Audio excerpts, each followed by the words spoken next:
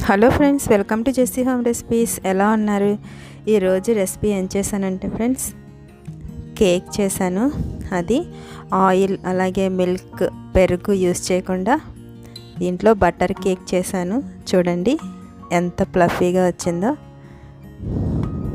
చూసారా, చాలా ఫ్లఫీగా వచ్చింది. Sponge cake. ఒకసారి మీరు కూడా ట్రై చేయండి.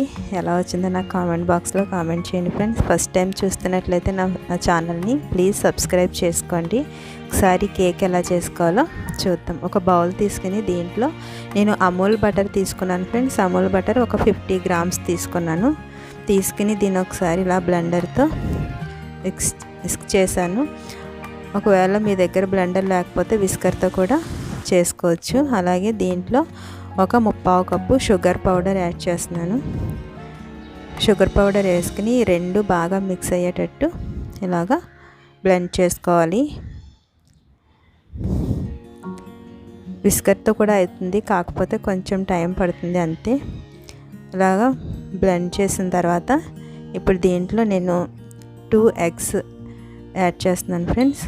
ఇదిగోండి 2 ఎగ్స్ యాడ్ చేసుకుని దీన్ని మళ్ళీ బ్లెండ్ చేసుకుందాం.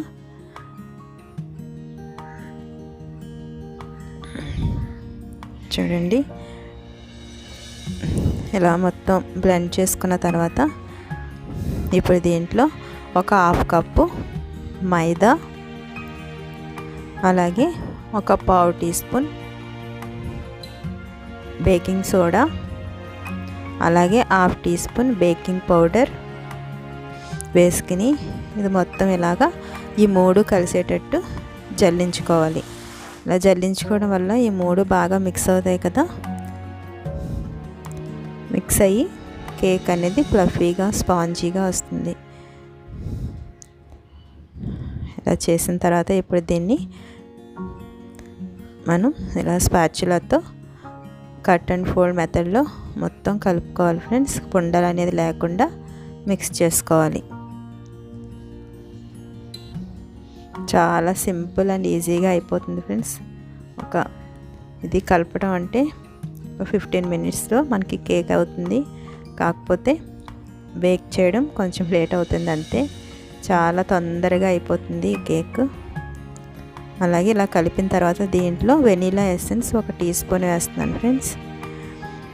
ఇది వేసుకుని బాగా కలుపుకోవాలి, అంతా కలిసేటట్టు కలుపుకోవాలి.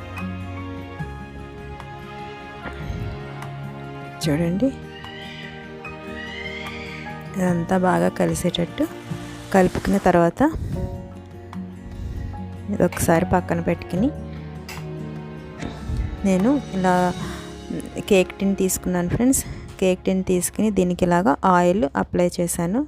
ఇలా ఆయిల్ అంతా అప్లై చేసి, నా దగ్గర బటర్ పేపర్ లేదు ఫ్రెండ్స్. ఒకవేళ మీ దగ్గర ఉంటే వేసుకోండి. నేను ఇలాగ వైట్ పేపర్ ఉంటుంది కదా మామూలు బుక్స్లో, డ్రాయింగ్ బుక్స్లో, ఆ వైట్ పేపర్ని నేను ఇలా వేసి దానికి కూడా ఆయిల్ అప్లై చేశాను. ఇలా కూడా చేసుకోవచ్చు.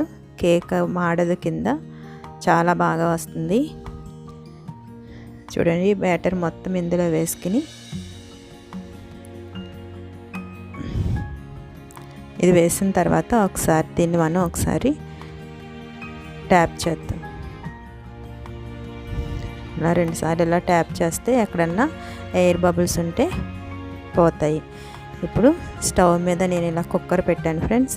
కుక్కర్ పెట్టుకుని ఇలా స్టాండ్ పెట్టాను. ఒకవేళ మీ దగ్గర స్టాండ్ లేకపోతే చిన్న బౌల్ అయినా పెట్టుకోవచ్చు. ఒక 5 నిమిషాలు హై ఫ్లేమ్లో స్టీమ్ చేసుకోవాలి. చేసిన తర్వాత హీట్ చేసుకోవాలి. చేసిన తర్వాత ఇప్పుడు దీన్ని ఇందులో పెట్టి ఒక 30 to 35 మినిట్స్ దీన్ని లో టు మీడియం ఫ్లేమ్లో బేక్ చేసుకోవాలి. చూడండి, ఇలా బేక్ అయింది కదా. ఒకసారి టూత్ పిన్తో చూద్దాం. చూడండి ఎంత క్లియర్గా వచ్చిందో. దీన్ని ఒకసారి బయటికి తీసుకుని చల్లారిన తర్వాత డిమోల్డ్ చేసుకుందాం. చూసారా ఫ్రెండ్స్, ఇది కేక్ చల్లారింది. ఇప్పుడు దీన్ని మనం డిమోల్డ్ చేసుకుందాం.